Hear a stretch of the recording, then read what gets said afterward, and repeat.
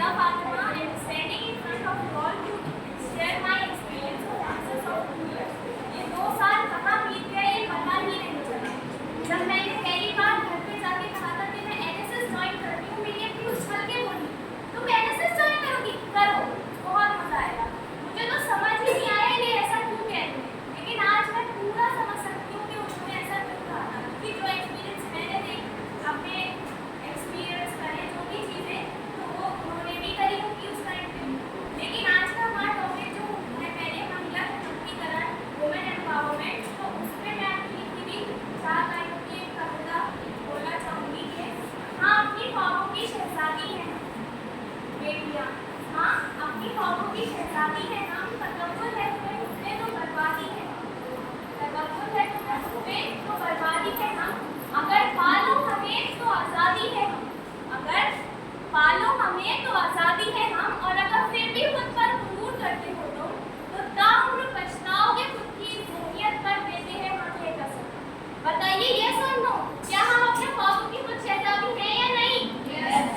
हैं ऑब्वियसली।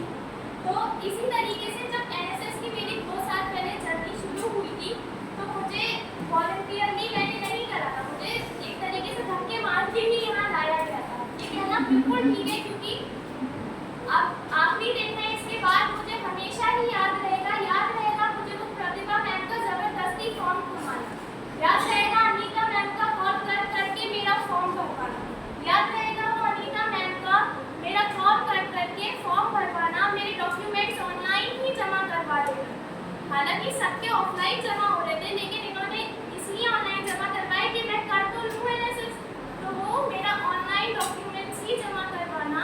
याद रहेगा वो 9 बजे मैम का रोज कॉल आना कि कल कैंप है तो तुम्हें आना ही आना है।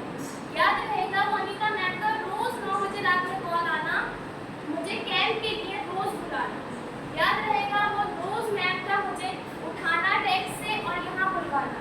याद रहेगा वो मैम का मुझे हिंदी में स्पीच बुलवा देना। याद रहेगा वो मेरा यहाँ पे बहुत सारे दोस्तों का बन जाना।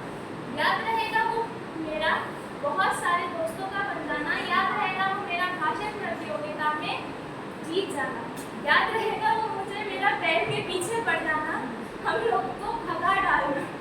याद रहेगा वो रोज का नारे लगाना, वो रोज बैनर बनाना, रोज रैली में जाऊँ। याद रहेगा मुझे ये एनएसएस का करना। उसके अलावा जो अभी अब जो आगे की जर्नी होगी तो उसके लिए हमारे पास क्या रह गया है, हम सब ने कुछ ना कुछ सीखा। मैंने ये सीखा कि हाँ मैं उठ के थोड़ा बोल सकती हूँ, मैं सड़क पे भी नारे दे सकती हूँ, वरना सड़क पे मैं बिल्कुल ऐसे चलती हूँ। अब सड़क पे रोक के मैंने लोगों को हेलमेट के लिए कहा, लेडीज़ को रोक के वुमेन एम्पावरमेंट की बातें करी। तो इस सबसे एनएसएस ने मेरे अंदर जो डेवलप किया है उस सब में शायद मैं कहीं ना कहीं लैग कर जाऊँ, लेकिन एक चीज़ पक्का डेवलप हम सब के अंदर हुई है, क्या है? उम्मीद। क्या है? उम्मीद। तो एक और पॉइंट लिखी है कि उम्मीद है, क्या उम्मीद है कि आप उम्मीदों पे ना रुकूं, उम्मीद है कि आगे आप उम्मीदों पे ना रुकूं, शुरू करूं कि ताकि आगे बढ़ूं और जल्दी रहूं, चलकर थकूं तो जरा रुकूं, रुककर समझूं तो फिर चलूं, और अब जो चलूं तो कभी ना रुकूं, क्योंकि रुककर जब दोबारा चलना ही है तो रुकना ही क्यों, बिना रुके अब चलती रहूं, आगे बढ़ूं और तरक्की करूं पर कभी तकब्बुर ना करूं, चलो अब मैं थोड़ा सा खुद को बदलूं, उम्मीद है कि अब उम्मीदों पे ना रुकूं, उम्मीद है कि अब उम्मीदें ना करूं। इसी के साथ हमारा ये एनएसएस का सफर खत्म होता है, यहाँ समाप्त होता है। अब ये याद रहेगी, ये हो जाएंगी अब खत्म, ये यादें, ये बातें, गुजर गया ये वक्त, अब तो रह जाएंगी यादें। Thank you.